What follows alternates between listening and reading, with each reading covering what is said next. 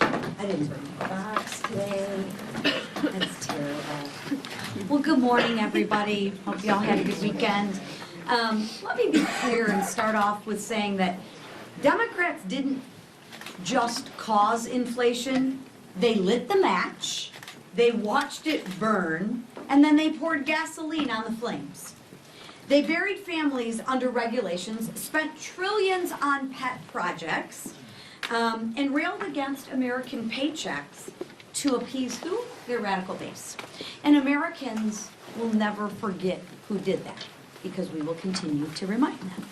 During 4 long years of Biden inflation, hardworking families actually did the right thing. They tightened their belts, they canceled vacations, they put groceries back on the conveyor belt, and they drained their savings just to keep the lights on.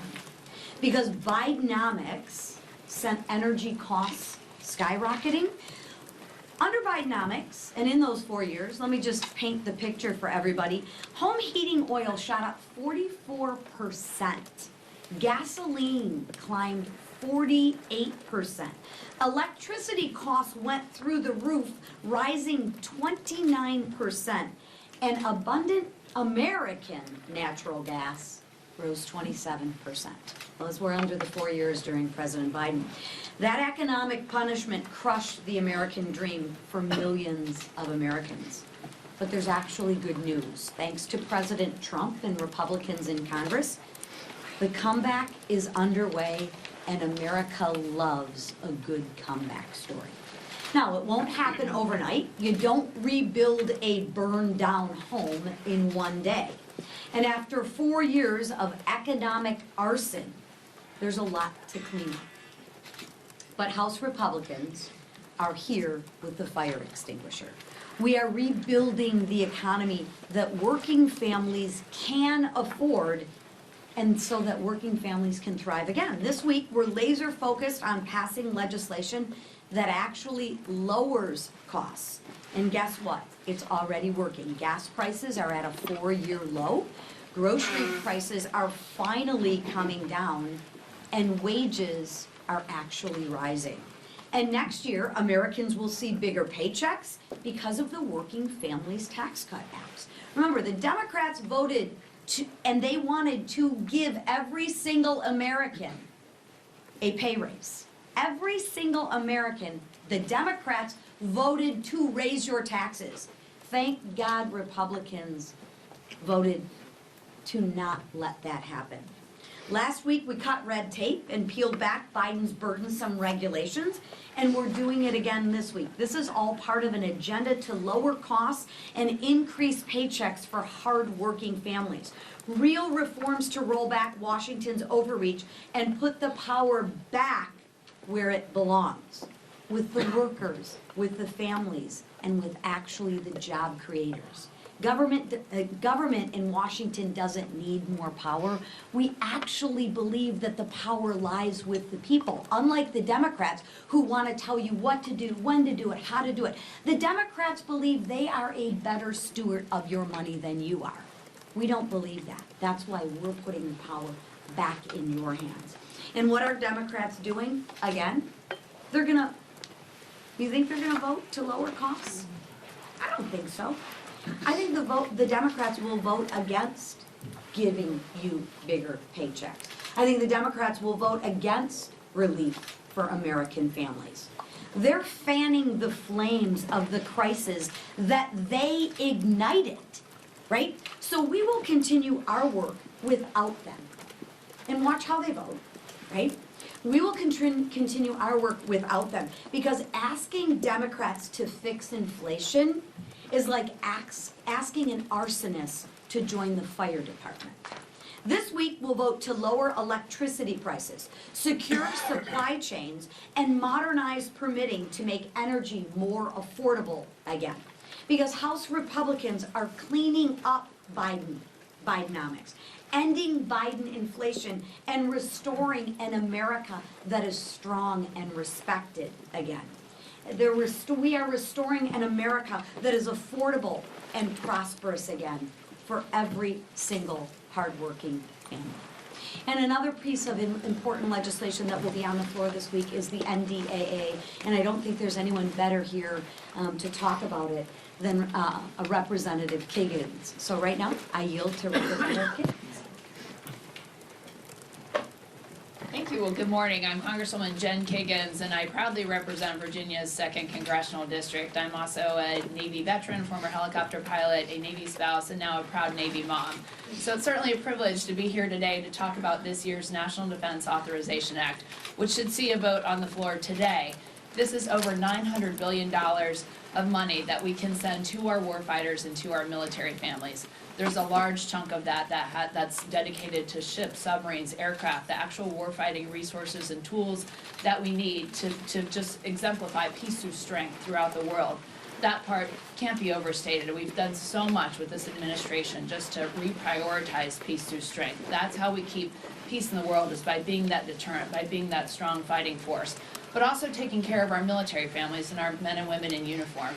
We did so much good work last Congress with the Quality of Life Task Force, and we continued that work into this year's NDAA. We looked at pay raises. We gave a 3.8% pay raise to our servicemen and women. We looked at housing. We put $1.5 billion back into housing infrastructure improvements. We know that there's a lot of room for improvement there, and I'm thankful that the Secretary of War has prioritized a task force to specifically look at where we are housing our men and women. We looked at child care. We have money specifically dedicated to new child care facilities. We looked at DoD education. We're pressing on DODEA to look at things like no cell phones in schools that are on military installations. There's a lot of money in there for health care, that we want to make sure we're providing good health care for our men and women who serve and their families. We put other things in there for licensures to make it easy for providers to be able to serve our military community. And we even looked at things that were making it unifying the accession process, because we heard a lot of challenges with young people who want to serve, that they're being looked at differently for different types of medical history issues. So we changed those things. A lot of meaningful change. One of the things I'm most excited about is how we prioritize our military Sea Lift Command. In the Navy, you know we don't have as many ships as we probably should, and we're working on that shipbuilding exercise. But in the meantime, I have my military Sea Lift Command folks who are stepping up, who are civilian partners and providing that peace through strength on the seas. And what we left them out a little bit of the discussion with quality of life issues, so we included them back this time. We took out pay caps for military Sea Lift Command pay. We made sure that our military Sea Lift Command members could shop at the commissaries and exchanges. We're protecting our commissaries, making sure that they are available and there for our military families. So a lot of good things to take care of the people who serve, but then also that technology integration piece, the contract awarding, the procurement acquisition reform. We've done many, many good things to the tune of over $900 billion. So it's a privilege to have been a part of the team that put that together. It's a mission that we all share here in Congress on both sides of the aisle, of taking care of our military and making sure we remain the greatest in the world. Thank you so much. And with that. Thank you, Jen. Fraud, fraud, and more fraud. It seems like every day there's a new discovery of stolen taxpayer dollars in my home state of Minnesota. And who is smack dab in the middle of it? The self-acknowledged liar, incompetent, failed governor, and failed vice presidential candidate Tim Walz. But with the world now watching, Walz can no longer hide from accountability. I want to thank President Trump and his all-star administration for pursuing justice for the hard-working taxpayers of my state of Minnesota. Secretary Noem, Secretary Besson, Secretary Duffy, FBI Director Patel, Administrator Loeffler, Dr. Oz, Stephen Miller, Border Czar Tom Homan, and even more in the Trump administration have sounded the alarm and taken action finally. On behalf of the people of Minnesota, thank you. In addition to exposing and eliminating rampant waste, fraud, and abuse, President Trump and House Republicans are delivering on our promise to restore affordability and opportunity for the American people. With legislation to streamline permitting, unleash American energy, and increase opportunities for Americans to invest in their futures, we're working to lower costs, support American jobs, and spur business innovation. In particular, the nonpartisan INVEST Act, led by Congresswoman Ann Wagner, is going to cut bureaucratic red tape. It's going to empower small businesses in this country and entrepreneurs. and give Americans more freedom to invest, build wealth, and save for the future. This will be another great week for America First Wins. And with that, I yield to our leader. Thank you, Whip, and really appreciate the work that the Whip has done to remind everybody about the fraud that was going on in Minnesota for years. It's finally getting, I think, more coverage, not as much as it deserves, but alarming that so much of that was going on right under the nose of Governor Walz, and the brutal waste of taxpayer dollars. We're going to continue, as President Trump is this week, to focus on affordability and lowering costs. You saw President Trump go to Pennsylvania yesterday to talk about a number of the things he's been working on in his administration and working with Congress to lower costs for families. But it's important to remind people what he inherited and what was going on in this country under the Biden administration for 4 years, when you saw prices skyrocketing, energy costs skyrocketing, interest rates skyrocketing, and Democrats in Congress never cared about any of that. They let it happen. They looked the other way over and over again. An open, porous southern border that President Trump not only said he would fix as a candidate, but now has fixed as President of the United States. And when he talks about the things that he's doing to lower inflation, we're finally seeing some relief, but we're going to continue working to lower costs for families. And it's something that is not only important to President Trump, it's important to this House majority. You know, we talked a lot about health care in these last few weeks here at this podium, but our committees have been working on very serious proposals, all focused on lowering costs for 100% of American families. While Democrats talk about less than 10% of the American people, we have been talking about what we can do to lower health premiums for 100% of American families, while also giving options to people who are trapped in unaffordable Care Act plans. Where Democrats want to keep them trapped, we want to give them options. And so we've been working and meeting with different caucuses within our conference for weeks. The committee chairs have been talking about the very specific bills. We've been meeting and getting ideas from a lot of our members who have great, passionate ideas on health care. The Doctors Caucus, doctors who practiced medicine in the private sector and then they came to Congress.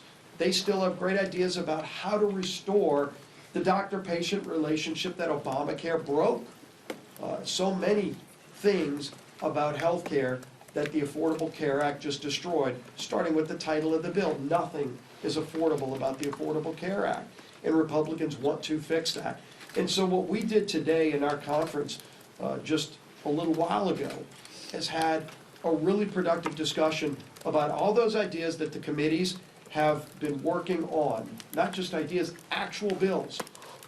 And we are now focused on bringing a number of those bills to the floor next week that we have consensus on. There are still some areas that we don't have full agreement upon, and we're going to keep working on those.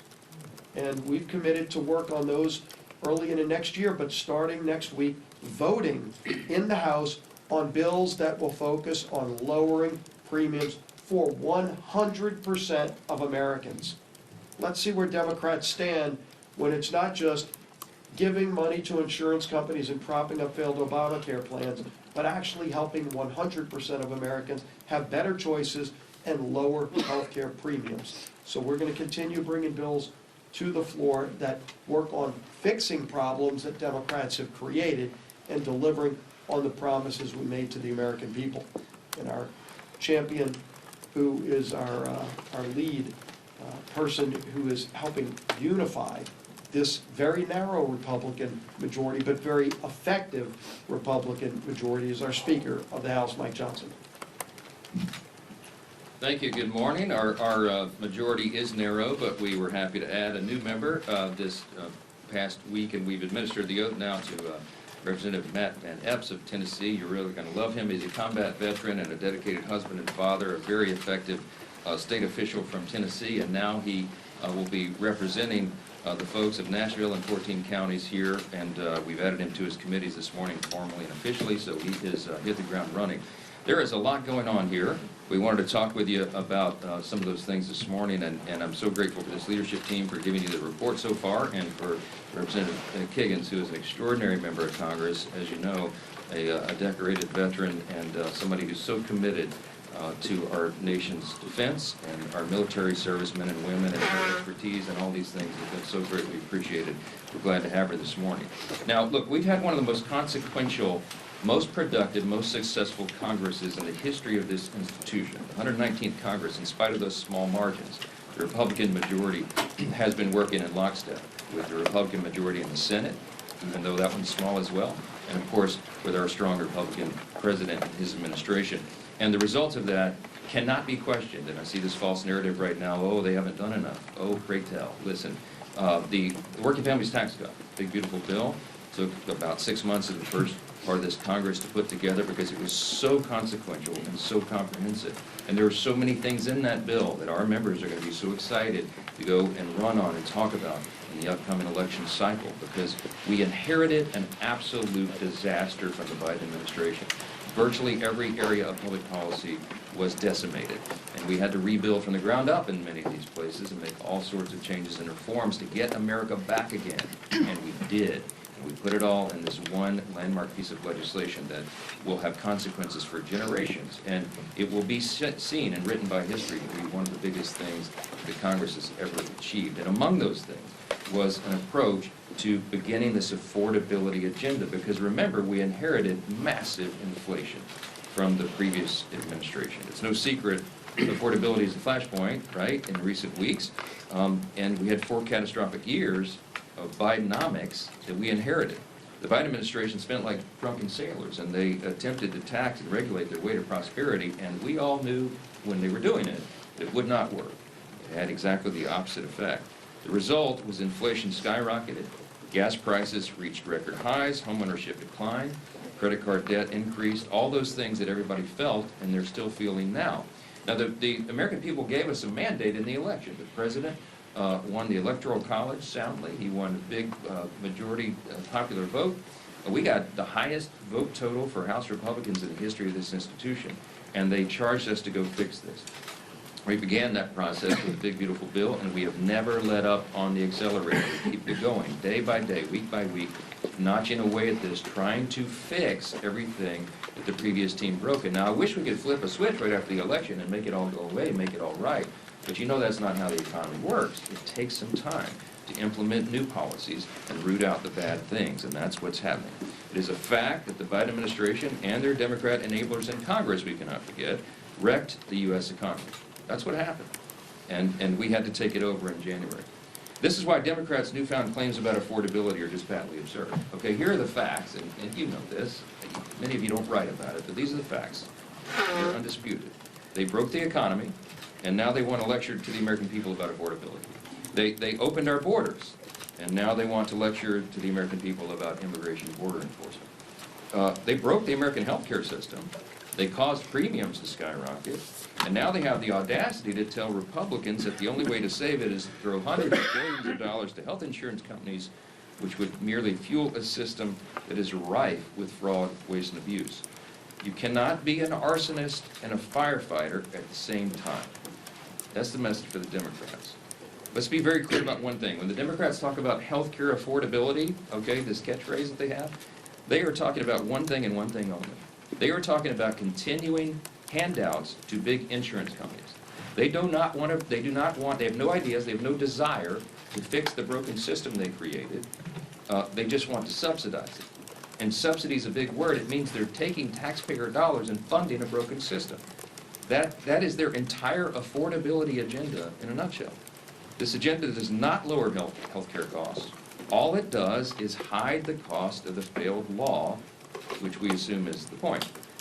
And their proposal, which is a 3-year extension of these enhanced subsidies, the Democrat COVID subsidies that they created, that they put the expiration date on for this December, that proposal to extend that for 3 years is devoid of any reforms to clamp down on the rampant waste, fraud, and abuse And it continues to provide taxpayer-subsidized health care to Americans who are making hundreds of thousands of dollars in annual salary. It doesn't make any sense. Now, you heard Whip Emmer and Leader Scalise reference the massive fraud that's just been uncovered in the last week or so in Minnesota. We know that this has been going on around the country in these deep blue states, and now the evidence is starting to come forward. It's staggering. It should upset. It should anger every American. This is where their dollars are being wasted and abused. A new report by the Government Accountability Office, which I haven't seen too much written about yet, you should look into that. It is an eye-opener as well. It makes clear why it would be a dereliction of duty to just extend subsidies without massive reforms to them. Okay, over the last 2 years, this is investigators at the Government Accountability Office. Okay, they submitted 24 fraudulent applications for the ACA subsidies, the Unaffordable Care Act subsidies, Obamacare. Okay, of the 24 fraudulent applications that they created intentionally to just see what would happen, 23 of them were approved. These applications were completely fraudulent. The investigators did not submit any Social Security numbers, citizenship documentation, or reported income documents. And 23 of the 24 applications were still approved. 18 of those, by the way, are still receiving coverages they were as of September of this year. That means the Obamacare exchange and insurers didn't verify any of the information they were supposed to under the law, and they proceeded to pay tens of thousands of dollars to insurance companies for people who do not exist, okay? The GAO report also found that 29,000 Social Security numbers in 2023 and 68,000 in 2024 were used to receive more than 1 year's worth of insurance coverage. In other words, multiple people were utilizing the same Social Security numbers to openly defraud the American taxpayers. The GAO also found that more than $94 million was sent to insurers on behalf of dead people, okay? This is the system that Democrats in Congress want to extend without reform. It's unbelievable. Listen, these are undisputed facts. The Democrats broke America's health care system when they gave us the Unaffordable Care Act, Obamacare, 15 years ago. Remember all the promises? Some of y'all were here. The average premium and the average family is going to go down $2,500 a year. You're going to be able to keep your doctor. You're going to love this system. None of that was true. In fact, it's the opposite. And premiums have risen because they broke the system dramatically over that time. In some areas, as much as 70%, and some over 90%. And those things are still on a trajectory to rise further. Now, what are we going to do about that? The Democrats had a chance to vote to make life more affordable earlier this year in the Working Families Tax Cut, big beautiful bill, and they blew it. The House version of the bill, you may remember, included cost-sharing reductions. We passed that out of the House, we sent it to the Senate, and what that would have done is would have lowered premiums for the average American family by over 12%. Democrats fought to strip that out of the bill. Every American watching today should remember that. The Democrats had a chance to actually lower your premium 6 months ago, but they refused because they wanted to keep health care as a political football. They do not want a solution. They want an issue. That's what this is about. They used the American taxpayers, they admitted themselves during the longest shutdown in U.S. history a few weeks back, as leverage in this cynical political game. So in the coming days, what you're going to see is the other party, the Republican Party, continuing to do the important work that we've already begun to actually lower the cost of health care and reduce fraud, and we hope Democrats will join us in those efforts. There are two parties in this town. One has no intention and no plan and no desire to lower your health care costs. They really haven't put any good idea on the table. They just want to subsidize a broken system. Check them on that. The Republican Party, on the other hand, is already demonstrating that we know how to do this. We're not just talking about it, we've done it. In the Working Families Tax Cut, you will remember, in the Medicaid reforms, we went after program integrity. We didn't change the substance of Medicaid, as they've claimed falsely. We went to program integrity. Why? Because we owed that to the American taxpayers. We got ineligible recipients off of Medicaid, and we cut out the fraud, waste, and abuse. And the CBO said they've calculated it saved $185 billion for American taxpayers and reduced premiums. We reformed it to strengthen Medicaid. Those same principles are going to guide us in the months, in the weeks, the days and weeks and months forward. As Leader Scalise noted, we have some low-hanging fruit. We have some things that every Republican agrees to. Democrats won't. Remember, they don't actually want to fix this problem. But you're going to see a package come together that will be on the floor next week. that will actually reduce premiums for 100% of Americans who are on health insurance, not just the 7%. Remember, the COVID-era subsidy only covers 7% of Americans, and it was passed and extended without any reforms at all. It would only reduce their premiums by 4%. So they're using that as a red herring. The overall system is broken, and we're the ones that are going to fix it. You will see that laid out. Thanks to the good work of Chairman Cole and all of our appropriators, we have our appropriations process that will be going forward as well. We're moving those through the regular order process, and that's the way it's supposed to work. So you'll see many of those going through the process, and we think we can get it all wrapped up by the end of that deadline on January 30th. And you'll see that process continue over the days and weeks ahead as well. I will say this again, this Congress has been the most productive and successful in the modern era, and I think you can make an argument one of the top 5 of all time. You've heard me say that. Look at the evidence and the facts, don't listen to the talking points. This team has delivered with small margins what the American people asked us to do, and what we promised we would do. And that work has just begun. It will continue in earnest all the way through the end of this year as we sprint through the end of this calendar year and we start the new session in January.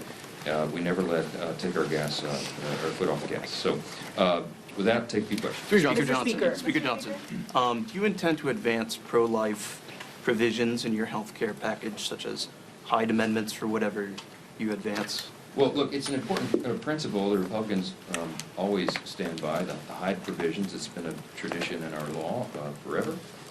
We do believe in the sanctity of human life, and we think it's important that taxpayer dollars not fund abortion. I mean, this is a well-settled principle of ours. So this week, as we go forward, we're gonna do a lot of things on the floor, and we always keep our fundamental principles in mind. Let me tell you just some of these things this week. I mean, some of this has been mentioned, but real substantive things coming to the floor. We passed legislation last week to keep the CCP out of your children's classrooms and to cut costly red tape for small businesses. This week, you're going to have the NDAA on the floor, as Representative Kiggins has talked about, building on historic investments that we included in the Working Families Tax Cut to advance President Trump's Peace Through Strength agenda. By the way, I want to just tell you, before somebody's going to ask about these provisions, this legislation, the NDAA, codifies 15 of President Trump's executive orders, as the leader mentioned, provides a well-deserved pay raise for our troops. It advances the Golden Dome. It revitalizes our defense industrial base. It ends woke ideology at the Pentagon, and it keeps the border secure. And it's the product of months of work by Chairman Rogers and our House Armed Services Committee with Representative Kiggins and all the colleagues there. We thank them for their efforts. And this week we're also going to have legislation to streamline permitting processes, accelerate permitting approvals, as Chairwoman McClain discussed, strengthen our electric supply chain, and many other things.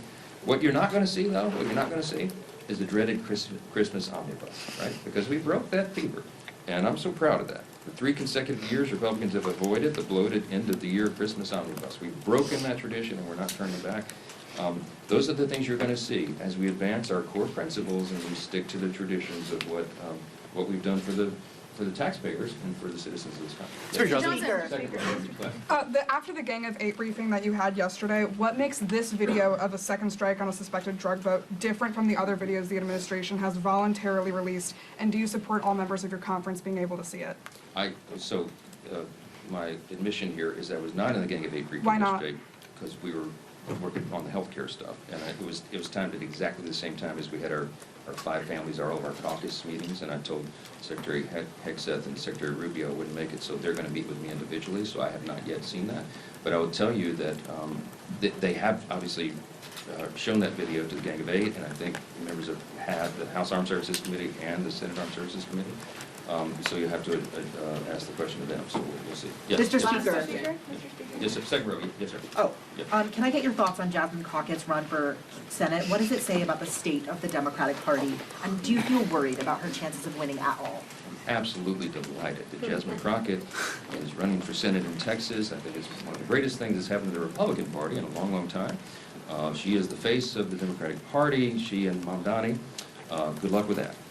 I want her to have the largest, loudest microphone that she can every single day, and we look forward to having that election down there. We are going to elect another Republican senator in Texas. Texas is a red state. The people of Texas are common sense Americans, and what Jasmine is trying to sell will not be purchased by the folks of Texas. Why Speaker do you Johnson, always go Speaker high? Johnson. Thanks. On Georgia Meal Bogey. When will you be meeting